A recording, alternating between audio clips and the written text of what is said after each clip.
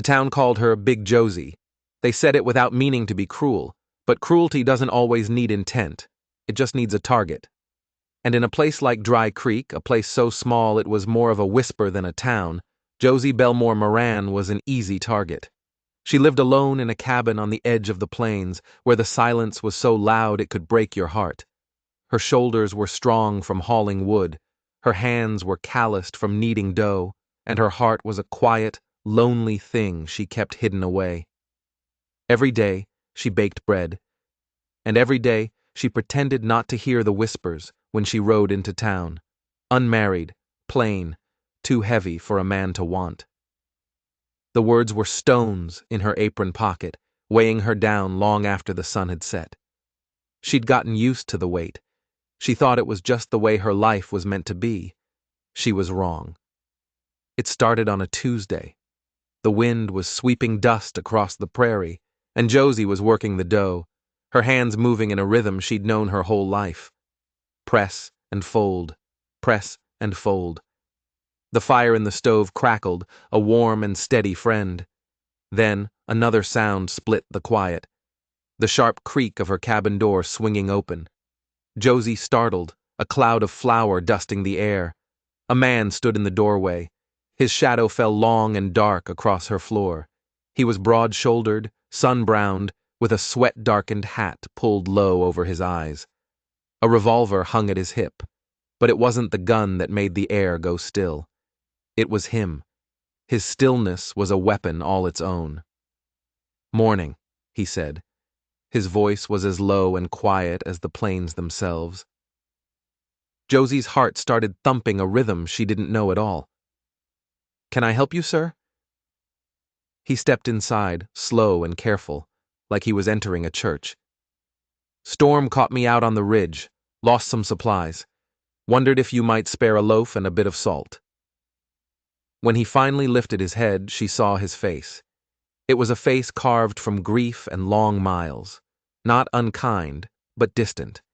And in that moment, she knew exactly who he was. Garrett Calter, the rancher who'd come back to Dry Creek after years away, the man whose young wife had been taken by fever 2 winters ago, the man who'd come home to an empty house and a fresh grave. The whole town knew his story.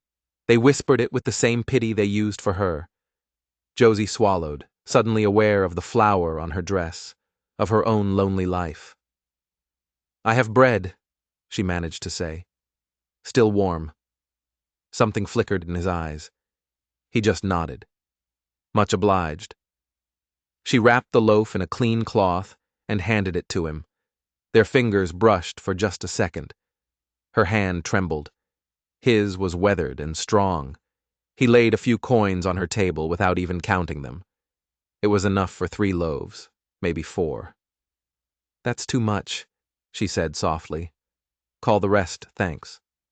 His eyes held hers for a beat too long. He wasn't looking at Big Josie.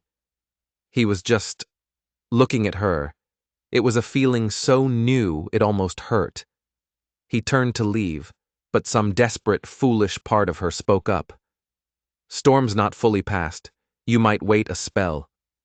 He paused in the doorway. The silence stretched out, filled with 100 things she couldn't say.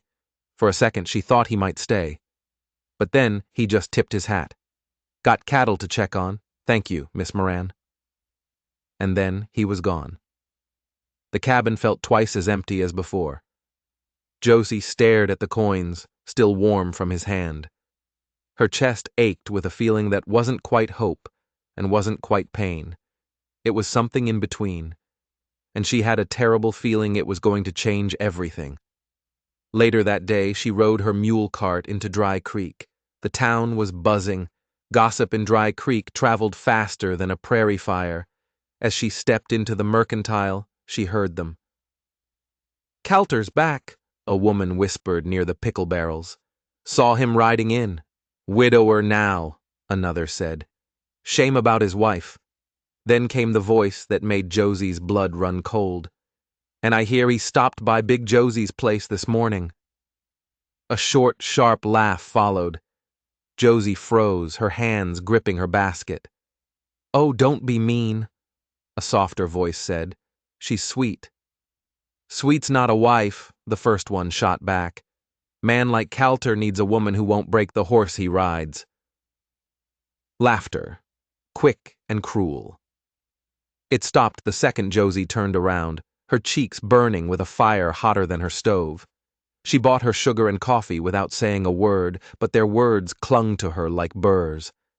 That night, the silence in her cabin wasn't a companion. It was an enemy. It mocked her for the flicker of hope she'd allowed herself to feel. She was foolish. A man like Garrett Calter didn't linger. A woman like her didn't get chosen. She knew that. She had always known that. But just as the fire burned down to embers, just as the dough rose quietly in its bowl, another sound cut through the darkness. Hoofbeats, fast and heavy. No one rode out this way at night, not unless something was terribly wrong. The sound got closer. A shadow passed her window. Then a knock on the door. Sudden, firm. Josie's hands, still dusted with flour, hung frozen in the air. For the first time in her life, fear and wonder showed up at her door at the same time, and she had no choice but to let them in. She opened the door. It was him. Garrett Calter stood there, soaked from a sudden downpour, his hat dripping, his eyes weary. "My horse went lame on the ridge," he said, his voice flat with exhaustion. It wasn't danger. It was just need. Simple, honest need. Josie's fear melted away, replaced by something else. Something warm. She stepped back and let him in, offering him a stool by the fire and a cup of hot tea.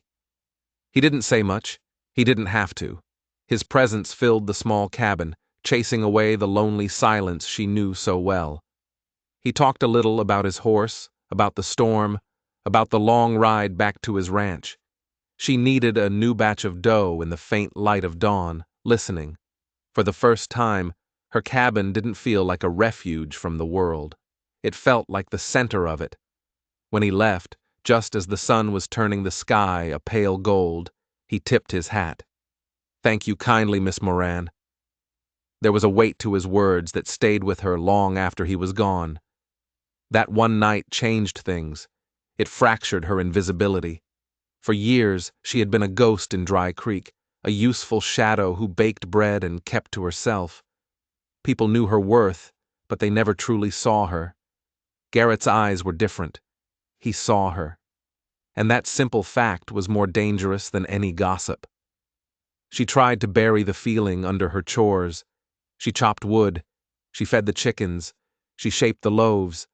But his face kept appearing in her mind, the way his rough hands had carefully held the teacup, the tired gratitude in his voice. She told herself she was a fool for even thinking about it. Hope was a weed in a town like this. It would be ripped out by the roots before it ever had a chance to bloom.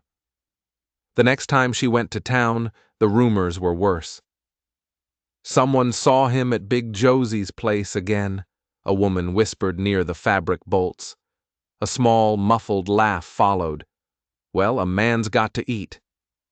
Then came the voice of Mrs. Colley, a woman whose tongue was as sharp as a skinning knife. "Mercy, don't tell me she's setting her cap for him. Poor thing. No sense chasing what's beyond your reach." Josie stood by the canned peaches, her face burning. She felt the eyes of the whole town on her. Even the clerk looked at her with pity, and somehow, that was the worst part of all. She paid for her things and fled, the bell on the mercantile door sounding like an alarm. Back in her cabin, the loneliness was a physical weight. It pressed down on her, squeezing the air from her lungs. She thought of Garrett, alone on his ranch, and wondered if he felt it too, this crushing solitude. The idea of two lonely people finding each other felt both beautiful and impossible. A few days later, he came back. He was leading his horse, and the animal's leg was wrapped in a rough bandage. "Cut himself on a wire," Garrett explained. He didn't ask for help. He didn't have to. Josie fetched herbs and clean linen from her stores. They worked together in the late afternoon sun, her hands gently cleaning the wound, his voice a low murmur, calming the horse. At one point, their fingers brushed. It was as quick as a heartbeat, but it sent a jolt through her. Neither of them said anything, but she could feel his eyes on her. When he left, he took a loaf of bread she offered. "You didn't have to," he said. "I know," she answered, and for the first time she met his gaze without flinching. Something passed between them in that moment. It wasn't a promise. It wasn't even hope. It was just recognition. Two lonely souls, seeing each other across a silent divide. But Dry Creek saw everything, and what it saw, it judged. 2 days later, the whispers turned to open mockery. A group of young ranch hands were lounging outside the blacksmith's shop when she rode past. "Better watch it, Calter," one of them yelled, loud enough for the whole street to hear. "She'll fatten you up and keep you." Laughter spilled into the dusty street, hot and cruel. Josie kept her head high, but inside, something broke. It was one thing to be invisible. It was another thing entirely to be a joke. She rode out of town with her eggs unsold, her heart aching. That night, she chopped wood until her arms screamed in protest, trying to work the humiliation out of her system. Tears streamed down her face, hot and angry. She cursed herself. Cursed her foolish heart for letting one man's kindness make her forget her place. But even then, even in the middle of her anger and her pain, she couldn't forget the look in his eyes when she'd helped him with his horse. There was no pity in them, no ridicule, just a quiet, steady gratitude. 3 nights later, there was another knock on her door. Softer this time, almost hesitant. Her heart leaped into her throat. She wiped her hands on her apron and opened it. Garrett was standing there, his hat held low, his face shadowed in the moonlight. "Evening," he said. "Brought something back." He held out a small bundle. It was her cloth, the one she'd wrapped the bread in, now neatly folded.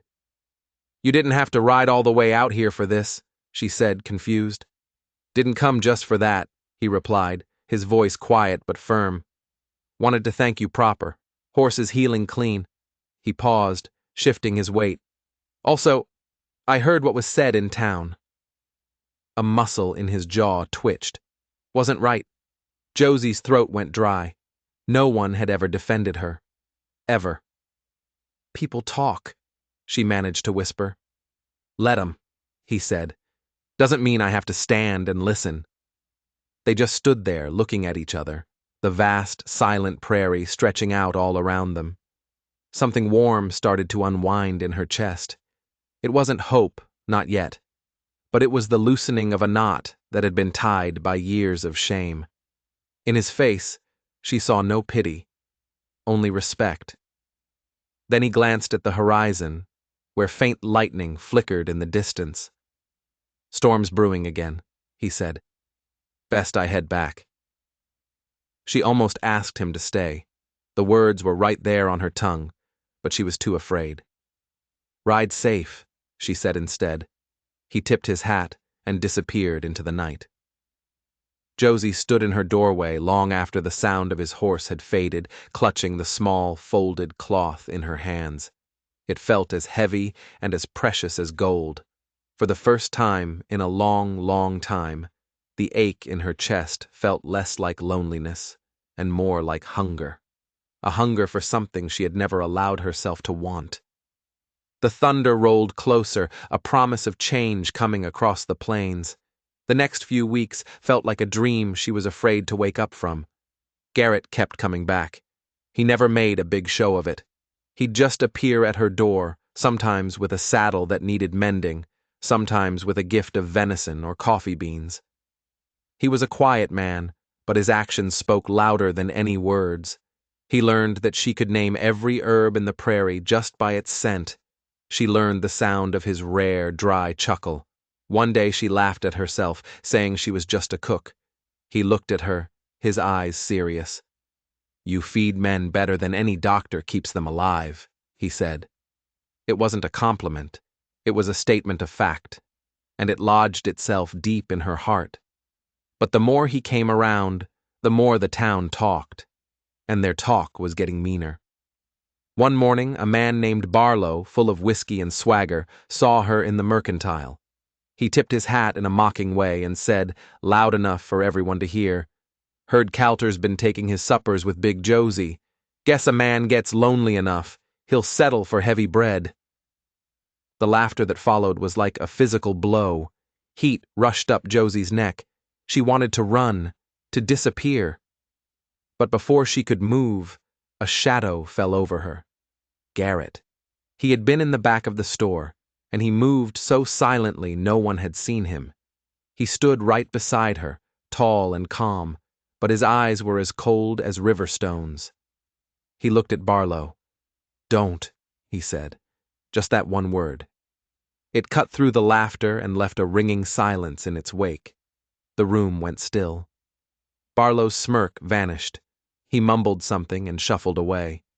There was no fight, no shouting, but as Garrett paid for his things and walked out of the store with her, it felt like the whole world had shifted. She should have felt grateful. Instead, she felt humiliated, like a child being protected.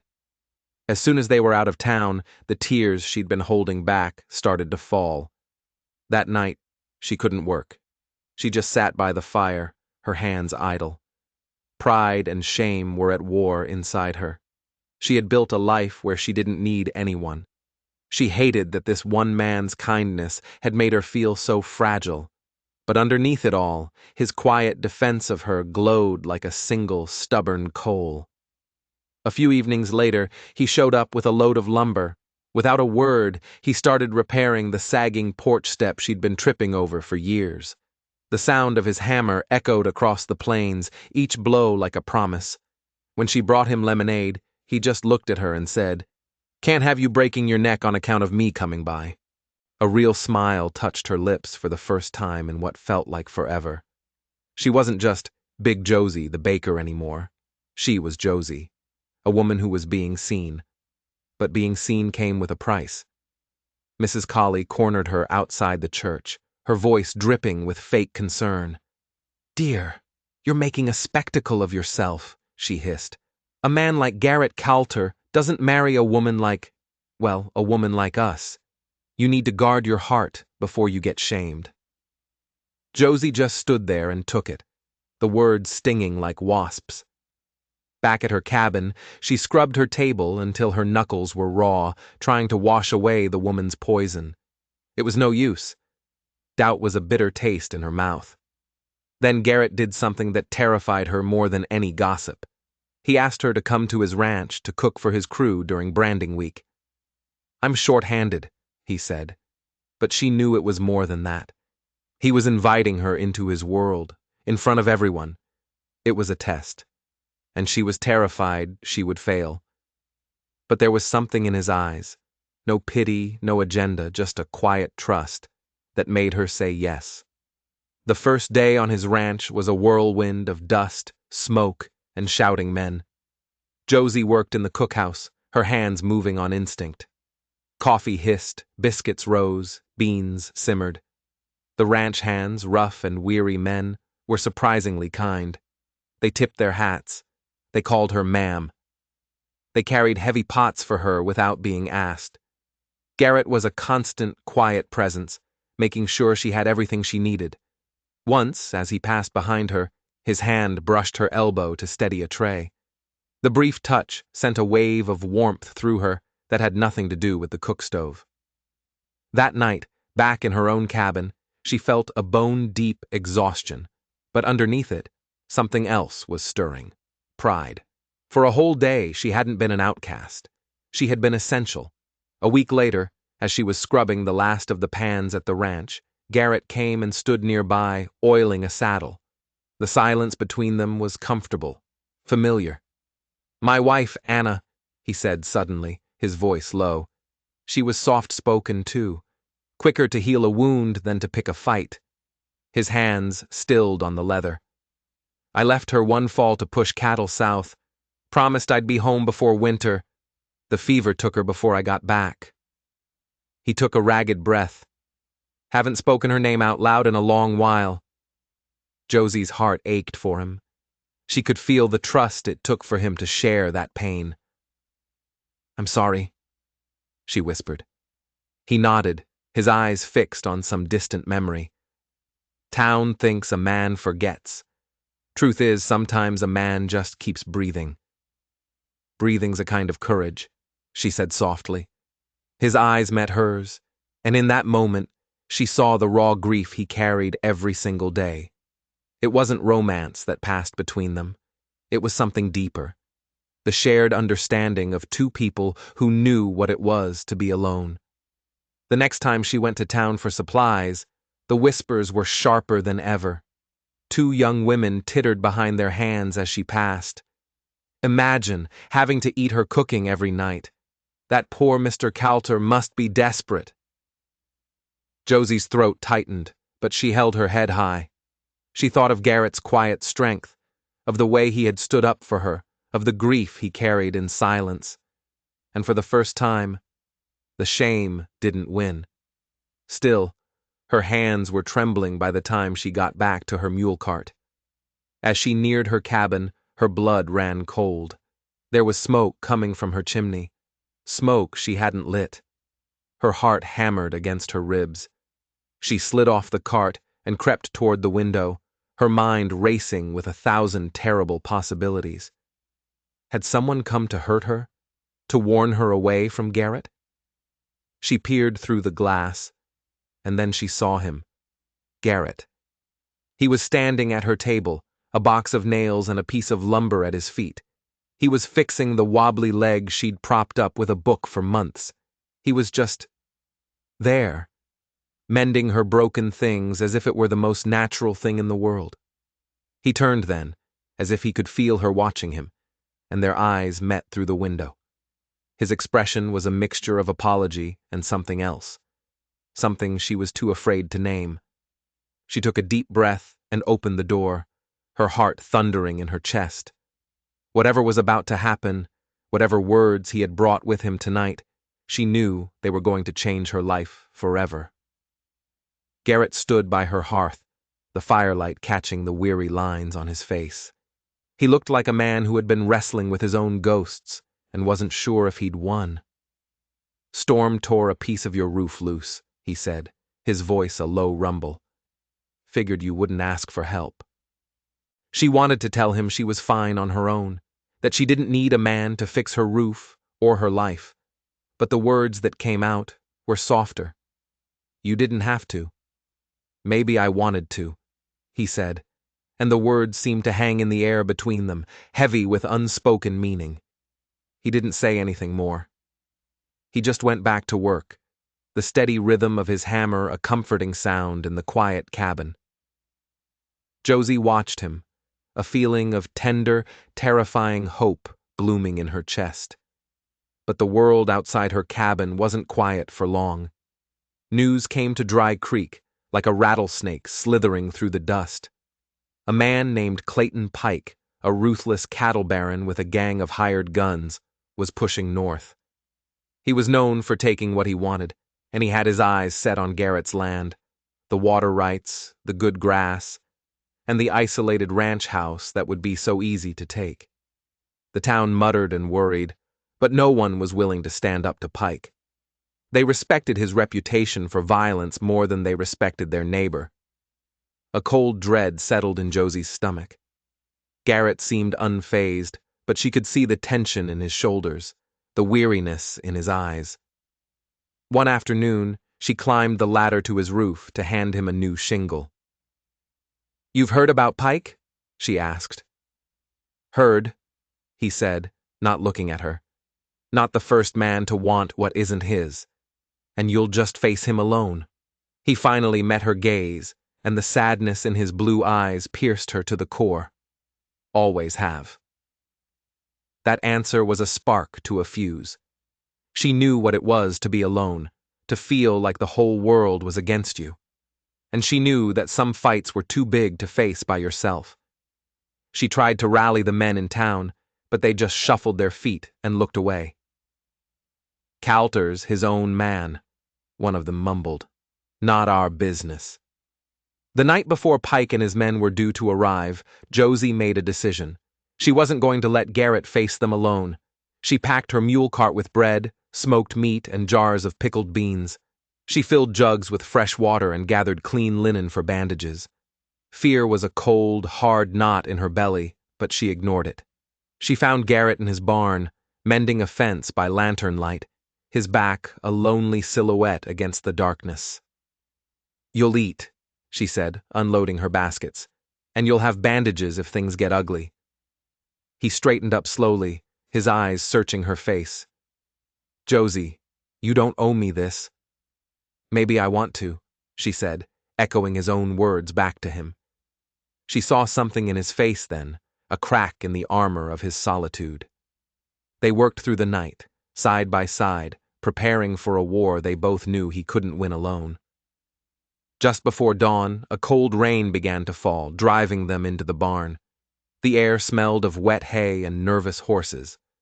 Josie wrapped an old blanket around her shoulders and sat on a bale of hay. Garrett crouched nearby, cleaning his rifle with slow, deliberate movements. "You think you have to be alone," she said into the quiet. "You don't." He didn't answer. He just stood up, walked over, and tucked the blanket more securely around her. It was a simple, gentle gesture, and it almost broke her heart. The morning was gray and tense. By noon, word came that Pike's riders had been spotted. Garrett saddled his horse, his jaw set like stone. Josie loaded her cart, her hands trembling, but her resolve firm. She was going to stand with him no matter what. Pike and his gang arrived like a storm cloud, dark and menacing. There were 4 of them, rifles held loosely in their hands, their eyes cold and empty. Pike rode to the front, a cruel smirk on his face. "Calter!" he yelled. "You're squatting on land that ain't yours. I'm here to take it." Garrett stepped onto his porch, his rifle held at his side. He looked calm, but Josie could see the coiled tension in his body. "You'll turn back now," he said, his voice low and even. Pike's men laughed. "He's all alone," one of them sneered, but he wasn't.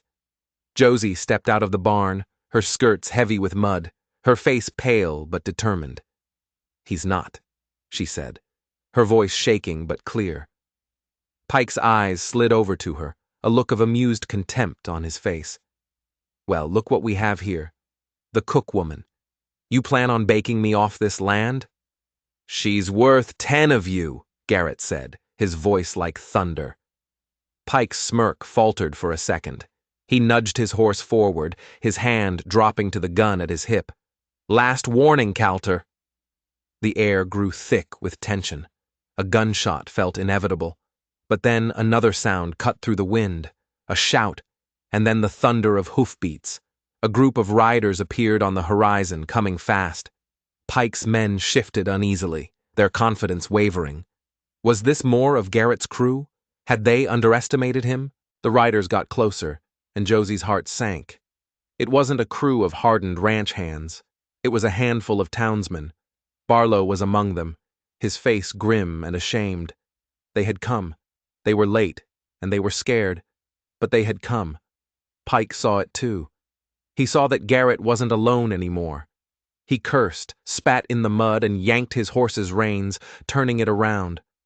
Without another word, he and his gang rode away, their threats swallowed by the wind. A wave of relief, so powerful it almost buckled her knees, washed over Josie. Garrett let out a long, slow breath, his shoulders slumping just a little.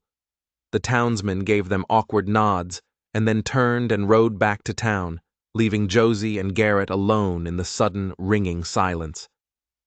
Inside the ranch house, Josie cleaned a shallow cut on Garrett's arm. He'd gotten it from a stray branch during the tense standoff. Her hands were steady now that the danger was gone. He just watched her, his face unreadable. "You shouldn't have stood out there," he said finally, his voice rough with emotion. She looked up and met his eyes. "And let you face them alone?" A raw, vulnerable look flickered across his face. It was a look of gratitude and sorrow and a wonder that left him speechless. "No one's ever done that for me," he whispered. "Not since Anna." Josie's breath caught in her throat. The name hung in the air between them, a ghost of a life that was gone. She finished tying the bandage, her fingers trembling just once. The rain had stopped, and the setting sun was breaking through the clouds, painting the wet plains in shades of orange and pink. Garrett stood up and went to the window, looking out at the land he had almost lost. He was silent for a long time. Josie felt the air in the room shift, becoming charged with unspoken words, with the weight of everything they had just been through together. Hope was no longer a dangerous stranger. It was sitting right here at her table, a quiet guest in the aftermath of the storm. And then she heard it. Another sound from outside. The soft, muffled beat of hooves on the wet road. More riders. Garrett's hand instinctively went to his gun, his body tensing all over again. Josie put a hand on his arm. These riders were different. They were coming slow, deliberate. It wasn't Pike. It wasn't a threat. It was something else entirely. Garrett looked at her, his eyes full of questions. Josie's heart began to beat a new, frantic rhythm. The night that had almost destroyed them wasn't over yet. Something else was coming, and she had a feeling that whatever it would change both of their lives for good. The riders who emerged from the twilight weren't a threat. They were the same townsmen who had shown up late to the fight. But this time, they weren't armed for a standoff. They were carrying lanterns and tools. Barlow, the man who had mocked her so cruelly in the mercantile, was the first to speak. He wouldn't look Garrett in the eye. He just stared at the muddy ground. "We came to help you fix your fences, Calter," he mumbled. "Figured Pike's men might have done some damage." It wasn't an apology, not in words, but it was something more. It was an act of respect, an admission that they had been wrong about him and wrong about her. One by one, the other men nodded in agreement. They worked until it was dark, patching the fences that Pike's men had cut, their lanterns casting a warm, flickering glow across the yard. Josie brought them hot coffee and fresh bread, and for the first time, they looked at her not with pity, but with a kind of awe. The woman they had dismissed as Big Josie had shown more courage than all of them combined. By the time they left, the town of Dry Creek had been fundamentally changed. The whispers about Josie didn't stop, but their tone was different. They spoke of her bravery. They spoke of her loyalty. They spoke of the quiet rancher who had found something worth fighting for. Even Mrs. Colley was silent when Josie walked into the mercantile, a faint blush on her wrinkled cheeks. Josie hadn't changed.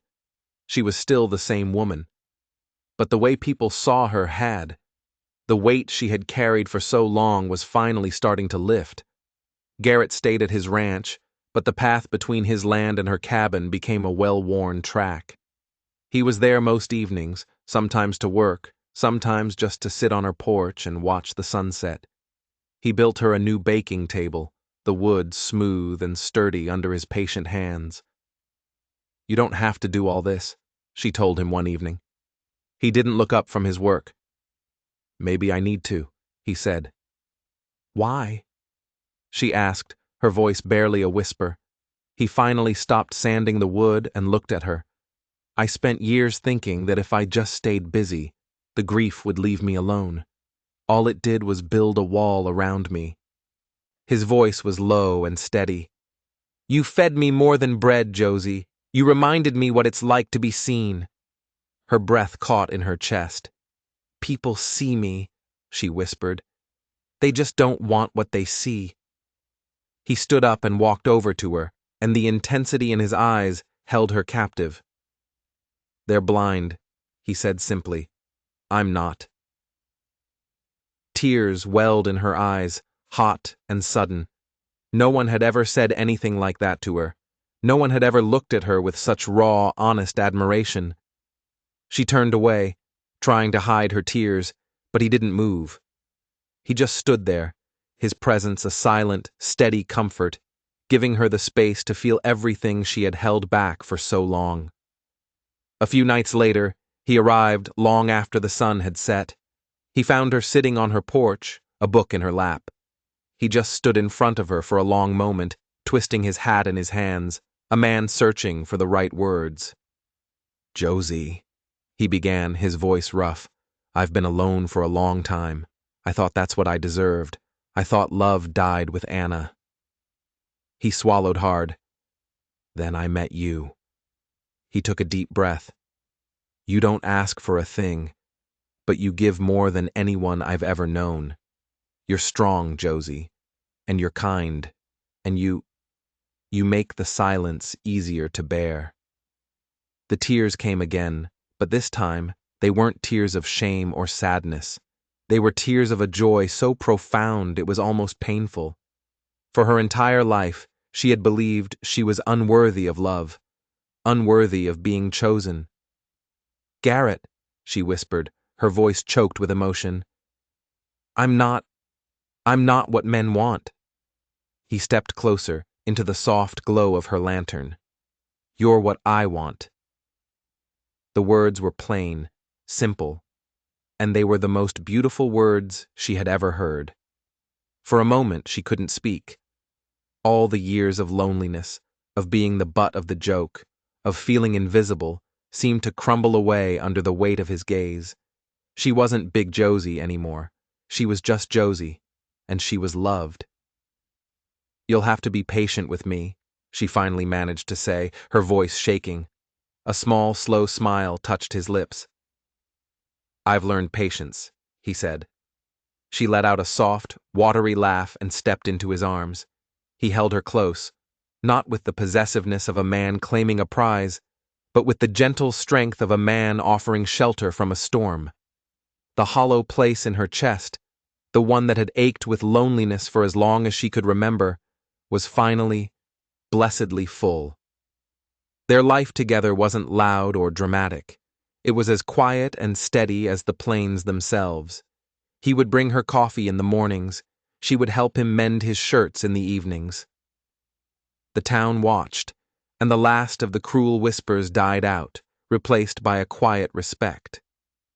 One evening, they rode up to the ridge overlooking his land.